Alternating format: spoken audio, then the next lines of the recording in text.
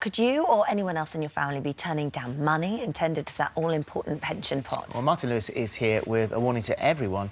Opting out of auto-enrolment. So, first of all, what is it? Yeah, what is that? OK, so if you're an employee and you work in a firm with over 50 people, but it's going to be by February next year, this will be for absolutely everyone as long as you're aged over 22 and you earn over £10,000, your employer automatically opts you in now to saving for a pension.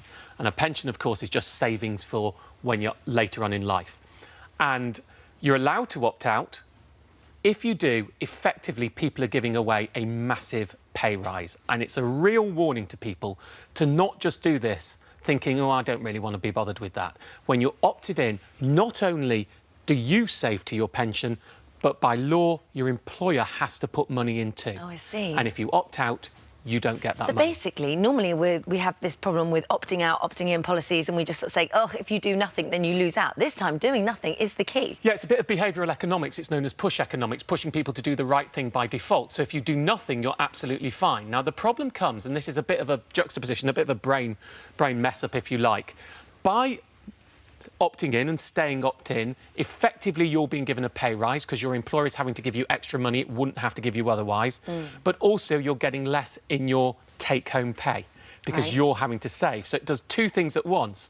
Now, of course, many people who are struggling go, oh, I really need the money. I'm not going to do it. I want to take that money out because I want extra money in my pay packet. But it is... Look, we have to be honest, there is a real question, especially people, you know, 50 and below, and frankly 50 and above, it still works, whether the state pension is really going to be that strong when you retire. And if you just live on the state pension, you're probably going to have a drop in living standards if you've been working all your life. You're going to be on a cold-baked beam retirement. Let's be straight about it. So that's the reason we push people to opt in. And it's easy to think, short-term now, I'm struggling. But if your employer is matching your money, let me just give you some numbers on this, right? So, let's say you put £50 a month in your pension. To put £50 in a month, because of the tax benefit, it only actually costs you £40. In some circumstances, because of salary sacrifice, it only costs you 34 quid to get 50 in. If your employer's then matching it, you're getting £100 a month in your pension and losing £40 a month from your pay packet. So that means £480 a year can give you £1,200 in your pension saving year after year towards your retirement. This is the most effective way to save.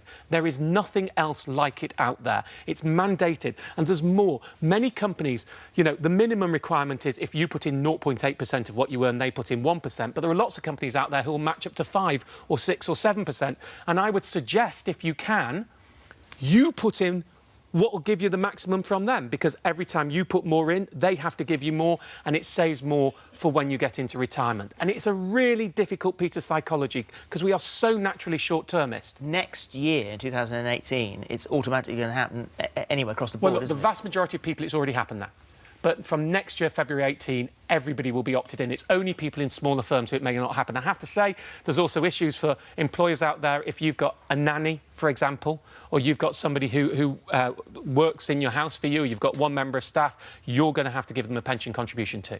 So you're going to have to work out how to do that. So there are some issues going on out there for people, really small employers and one-offs, and that is an issue that's going on there. And so how much should you be saving? OK, I'm going to scare everybody now, and then I'm going to try not to scare you afterwards.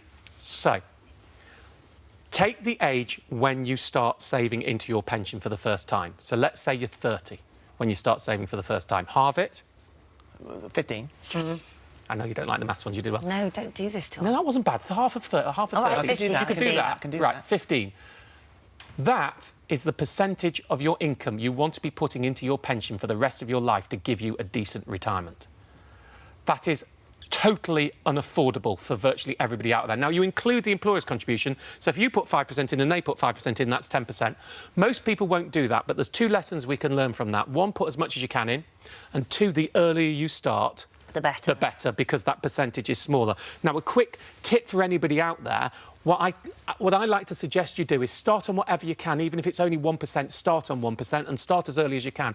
But every time you get a pay rise, put a quarter, if you're lucky enough to get one, put a quarter of that pay rise into your pension before you've ever felt it. Because if you've never felt it, you haven't got used to it, it won't feel like you're giving it away. And if you did that each time you got a pay rise, hopefully you're on an upward slant, you put more money. What happens if you die before you reach pension? Does it go to your family? It goes to your family. This is a pot of money pension.